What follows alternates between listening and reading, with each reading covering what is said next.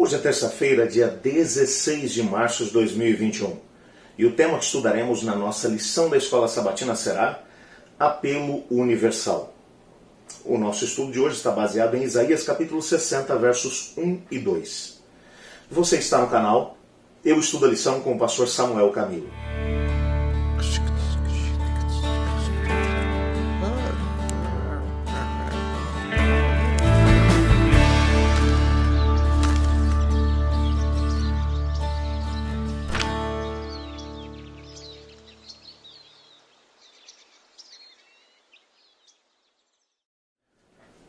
Isaías capítulo 60, versos 1 e 2, menciona um quadro realmente interessante. O quadro ele deve ser compreendido como um lugar cheio de trevas, um ambiente que está completamente na escuridão. Essa escuridão ela está em parceria inclusive com a escuridão que vai aparecer no começo de todas as coisas, lá em Gênesis no capítulo 1. No princípio criou Deus o céu e a terra era sem forma e vazia, e o Espírito de Deus pairava sobre a face do abismo. E então disse Deus, haja luz. A ideia do que está acontecendo aqui é, o mundo está em grandes trevas, igual estava antes que Deus agisse no meio do caos, no qual se encontrava a terra no momento da criação. A imagem que está sendo apresentada por Isaías é uma imagem muito parecida com essa. É a terra como um verdadeiro caos. Um caos porque ela está envolta em trevas. E alguma coisa vai acontecer. Algo está para poder acontecer. E nesse acontecimento, do meio do caos, surge a luz. É uma imagem vívida do que Gênesis capítulo 1 está referindo. No princípio criou Deus o céu e a terra era sem forma e vazia, o Espírito de Deus pairava sobre a face do abismo, e então disse Deus, haja luz. O que está acontecendo é exatamente a mesma coisa, ou pelo menos a mesma imagem que está sendo transportada para Isaías capítulo 60, versos 1 e 2. A diferença é que, nesse texto, Deus não está falando sobre a criação da terra. Ele está mencionando que a terra ficaria um verdadeiro caos durante o período em que o povo de Deus, que tinha sido chamado para poder ser luz, havia sido levado para o cativeiro. Por que eles foram levados para o cativeiro? Ou por que eles seriam levados para o cativeiro? Se você voltar atrás até o capítulo 39 de Isaías, você vai reparar que eles foram levados para o cativeiro porque eles estavam vivendo sem qualquer tipo de compromisso com Deus. E sem esse compromisso com o Senhor, eles acabaram se tornando iguais às nações que estavam à sua volta. Adorando os deuses falsos, seguindo o mesmo caminho de paganismo que as outras nações, apesar de professar religiosidade. Como já mencionamos anteriormente, eles iam ao templo, faziam seus sacrifícios, davam suas ofertas, devolviam seus dízimos, eles oravam às 9 da manhã e às 3 da tarde. Eles tinham uma religiosidade, eles jejuavam inclusive, usavam pano de saco. Entretanto, cuidavam apenas dos seus próprios interesses, eles oprimiam seus semelhantes, não tinham qualquer tipo de respeito por Deus. Sem contar que, em paralelo com essa religiosidade que eles demonstravam, ainda viviam uma vida sem qualquer tipo de compromisso com a palavra do Senhor Deus e com a adoração exclusiva a Deus, que Deus havia pedido, e tinham um pezinho no paganismo, adorando outras divindades das nações que estavam à sua volta. E isso fez com que eles acabassem permitindo que a luz de Israel se apagasse. E quando essa luz se apagou, a terra ficou em grandes trevas. E é exatamente no meio das trevas que Deus está agindo. Deus, no meio das trevas, levaria o seu povo para a Babilônia, que também é trevas. Mas o rei da Babilônia seria a vara que Deus usaria para poder castigar o seu povo.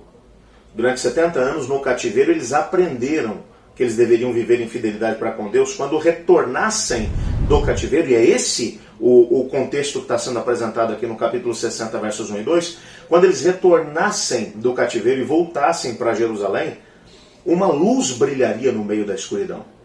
É essa a imagem. Que luz seria essa? A luz do conhecimento do Senhor Deus.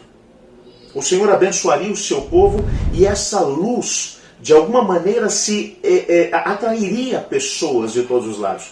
É como quando você tem que atravessar um oceano e é noite, está chovendo, tem uma tempestade, tem nevoeiro. Quando você está navegando por lugares onde existem pedras e existe um farol, você vê o brilho do farol te dirige. te ajuda a compreender a rota que você tem que estabelecer para poder conseguir escapar das dificuldades do caminho. Jerusalém seria uma espécie de farol de Deus, no meio de uma escuridão.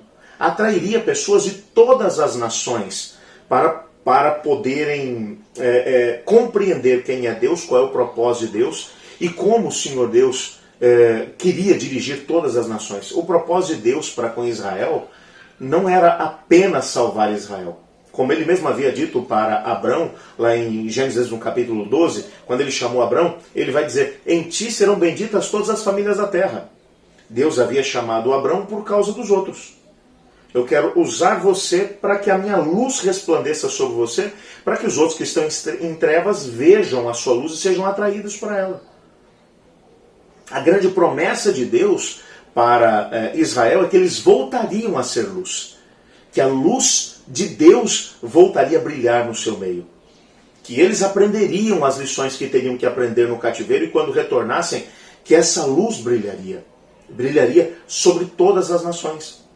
Isso mostra que a ideia de que o Evangelho de Cristo deveria chegar a todas as nações não é uma inovação no Novo Testamento. Não foi Cristo quem inventou essa ideia. Algumas pessoas querem dizer assim: não, é porque como não funcionou o plano dele com Israel, então ele resolveu abrir para todas as nações. Não, o plano dele sempre foi atingir todas as nações. A diferença é que com Israel o que ele queria é que Jerusalém se tornasse um foco de luz. Então todas as pessoas viessem até ela.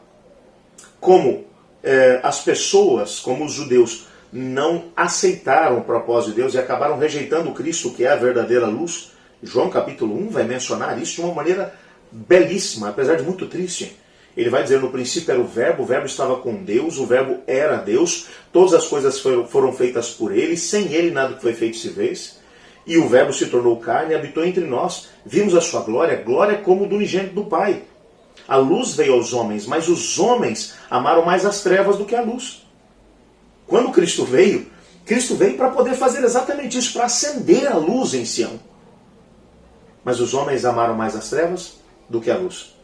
Então, agora, a partir desse momento, a partir da escolha final da nação, o que é que o Senhor Jesus vai fazer? Ele vai dizer: ok, já que Sião, já que Jerusalém não quer ser a luz, então nós vamos até os confins do mundo, aonde existem trevas, e nós vamos levar a luz. E o que tem acontecido nesses últimos 2000 anos são focos de luzes que têm sido acesas em todas as partes do mundo. E aqueles que estavam em trevas viram uma grande luz. Que tremenda experiência é essa! Que tremendo propósito Deus tinha para Israel e tem para nós ainda hoje. Vamos pedir ao Senhor Deus para que através das nossas escolhas nós permitamos que a luz de Cristo brilhe em nós e que através de nós essa luz chegue até aqueles que estão em trevas. Olhe comigo. Obrigado, Senhor, porque em Tua palavra descobrimos que o Senhor nos ama e que o Senhor quer que a Sua luz brilhe sobre aqueles que estão em trevas. Pedimos que o Senhor brilhe em nós. Não permita, Pai, que nós façamos as mesmas escolhas que o povo de Judá fez. Quando Cristo chegou com a verdadeira luz, preferiram as trevas. Queremos escolher a luz. Ajuda-nos nisso. Pois em nome de Jesus que oramos. Amém. Eu estudo a lição. E você?